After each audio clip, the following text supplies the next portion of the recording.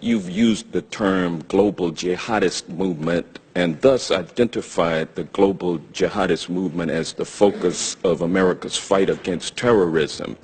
Isn't it a fact that the global jihadist movement is very closely linked to the teachings of Wahhabism? Yes or no? Yeah, I would say they draw inspiration in a perverted sense, but yes, I would say, and Robert may want to elaborate on that. But the two big global jihadists are Al-Qaeda and ISIL. And they draw their inspiration from the Wahhabi strain of Islam, isn't that correct? Yes. And the Wahhabism is a 18th century offshoot of Sunni Islam, which began in the land that has come to be known as Saudi Arabia. Isn't that correct? Yes.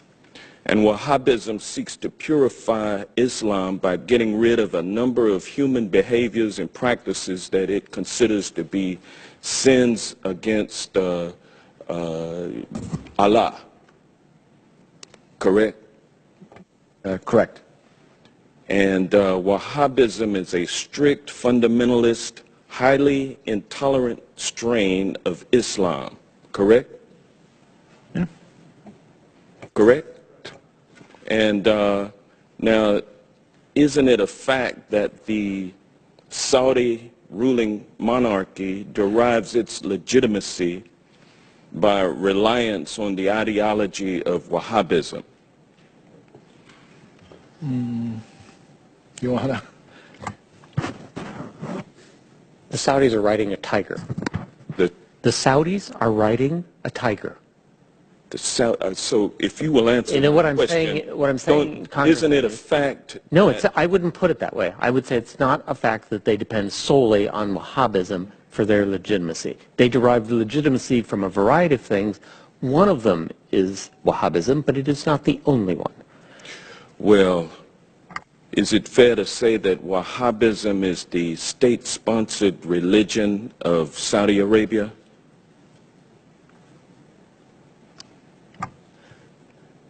Yes, the Saudi government sanctions Wahhabi imams in their major mosques. Well, as a matter of fact, the Saudi monarchy promotes Wahhabism through official state-sponsored mosques and through religious schools known as madrasas all over the world. Isn't that correct?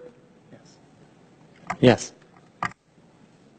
And isn't it true that the Saudi government promotes Wahhabism throughout the world based on its oil and gas revenue?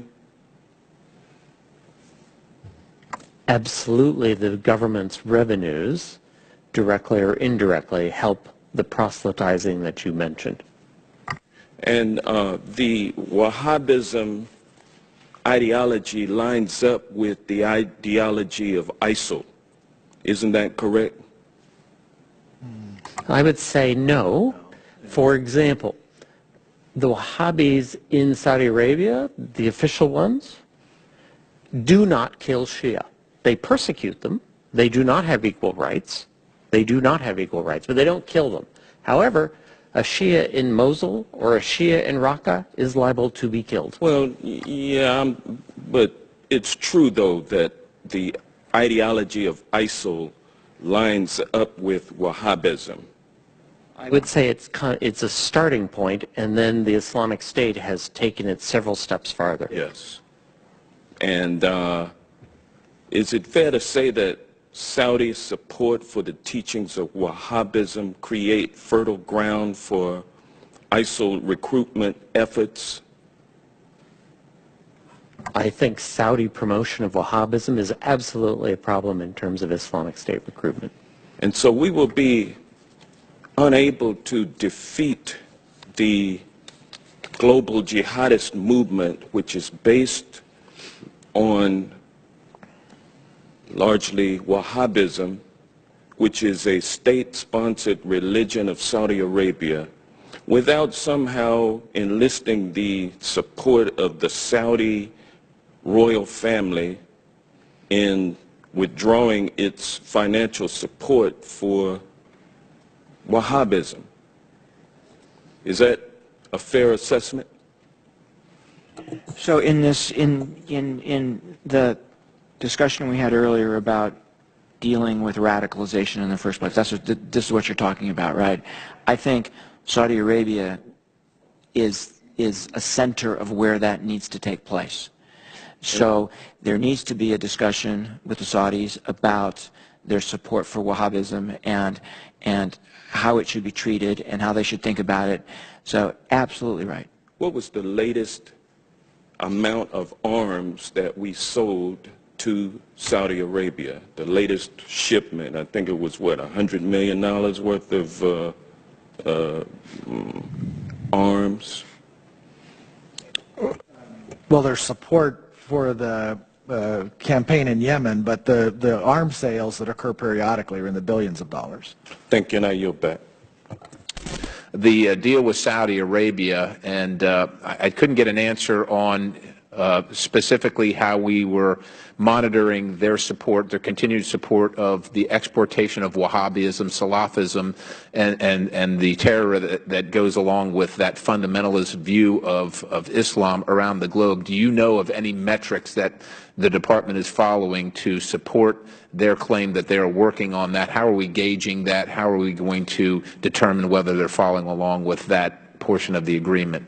Well, one of the outcomes of the President's summit in Riyadh was the creation of the Center to counter extreme Muslim messaging with Saudi Arabia. This center now exists. It was inaugurated while we were there. The center has a number of elements to attack extremism around the world. One of the elements that we are visiting with them about, and they have already taken steps, the Saudis, is to publish new textbooks that go into the schools that are in the mosque around the world. These textbooks are to replace textbooks that are out there today that do advocate extreme Wahhabism viewpoints around the justification for violence. We've asked that they not just publish the new textbooks, we've asked that they retrieve the existing textbooks so we get those back. That's just one example. This center is going to have a very broad range from social media to broadcast to how young imams are trained in the theological centers. And we are working with them today with the establishment of the new center.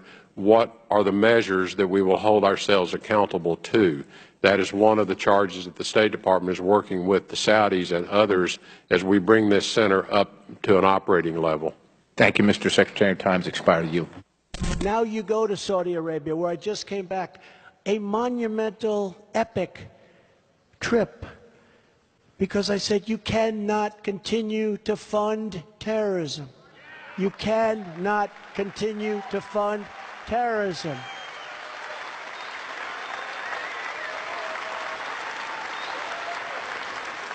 And the King of Saudi Arabia, who is really become just, he's a very special man. I mean that.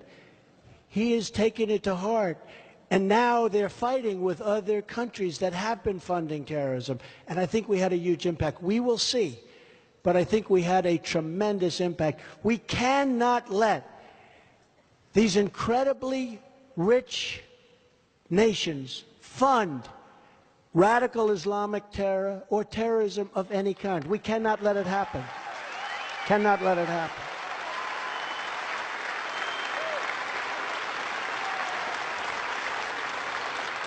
It was one of the great 2 days of my life, and I'm sure a lot of you watched it on television. 54 Muslim nations coming together, some immensely powerful, wealthy nations, and everybody in that room was unified, and the ones that weren't, they're trying to get them to be unified and to do the right thing. I think it could have a tremendous impact. But not only that, I said, for me to go, I'm only going, we had to negotiate, if you spend billions of dollars, billions, on having things manufactured in our country with our jobs and our workers for your country. And hundreds of billions of dollars was spent and given to American companies who are going to make American products. and send those products over to the wealthy countries of the Middle East. I mean hundreds of billions of dollars. And people haven't talked about that, but to me that was very important because we want those jobs. We want those jobs. So they're making airplanes, they're making all sorts of things, hundreds of billions of dollars, and it's going back, and I'm very proud of that. That's something people don't talk about because the real purpose of my being there was to make sure these countries do not fund terror any longer.